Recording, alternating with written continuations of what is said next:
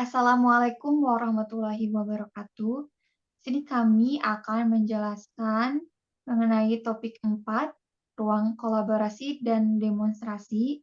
Saya sendiri Nurskia dan rekan saya Anissa Meila Nada. Adapun topik yang akan kita bahas antara lain, boleh di next teh. Nah, ada 3 topik yang akan kita bahas. Yang pertama itu kasus-kasus aktual terkait lingkungan kelas. Kedua, kasus-kasus aktual terkait lingkungan kelas yang kurang mendukung ekosistem pembelajaran. Kemudian yang ketiga, tantangan dalam menciptakan lingkungan kelas yang kurang mendukung ekosistem pembelajaran. Nah, pengamatan yang kami lakukan yaitu di Bandung, di mana sekolah tersebut juga menjadi tempat PPL kami. Adapun hasil pengamatannya mengenai topik 1, yaitu ekosistem pembelajaran. Yang pertama, kebersihan ruang kelas dan sekolah itu terjaga. Jadi di kelas itu sangat rapih dan bersih, terutama kelas tauhid, karena di dalam kelas tersebut itu terdapat karpet, sehingga sepatu peserta didik itu dibuka. Kemudian yang kedua, fasilitas sarana dan prasarana pembelajaran di kelas juga sangat lengkap.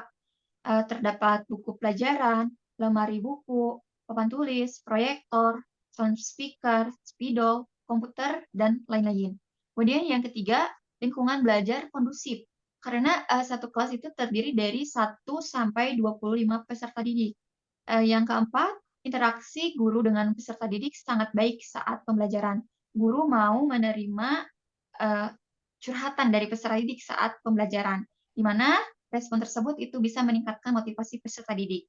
Yang keempat, pembelajaran berpusat pada peserta didik. Guru di lab school selalu merancang pembelajaran semenarik mungkin, sehingga setiap pembelajaran yang berlangsung itu peserta didik terlibat aktif dalam pembelajarannya. Nah, kemudian juga ada ice breaking saat di awal pembelajaran dan di tengah pembelajaran ketika peserta didik kehilangan fokus. Kemudian juga dalam pembelajaran, penggunaan media pembelajaran itu memanfaatkan teknologi dan menarik, seperti penggunaan GeoGebra, PPT yang menarik, dan masih banyak lagi yang disesuaikan dengan kondisi materi. Nah, tata letak kursi dan meja juga dapat disesuaikan dengan kebutuhan belajar. Dan yang terakhir, kelas di lab school itu dijadikan sebagai ruang kreasi, di mana setiap dinding kelas itu terdapat poster atau hasil karya dari peserta didik. Jadi sekolah itu tidak membatasi ruang kelasnya. Selanjutnya untuk kasus yang kurang mendukung ekosistem pembelajaran akan dijelaskan oleh rekan saya Teh Nada. Baik, terima kasih. Untuk kasus-kasus yang kurang mendukung ekosistem pembelajaran, di sini ada dua. Yang pertama itu tidak semua kelas terdapat AC. Jadi di sekolah itu hanya kelas tauhid saja yang terdapat AC. Selebihnya menggunakan kipas angin. Kipas anginnya tidak jalan sehingga kelasnya panas. Dan juga walaupun ada kelas yang walaupun sudah ada kipas angin, tetap terasa panas karena kelasnya pengap. Begitu. Selanjutnya, yang kedua, pengembangan karakter disiplin belum maksimal. Di lab school, setelah jam istirahat itu peserta didik masih ada beberapa yang telat masuk ke kelas dan masih makan atau masih sibuk dengan makanannya walaupun sudah ada di kelas. Kelas yang kurang mendukung ekosistem pembelajaran, di sini ada 3. Yang pertama, menyamaratakan fasilitas kelas setiap programnya.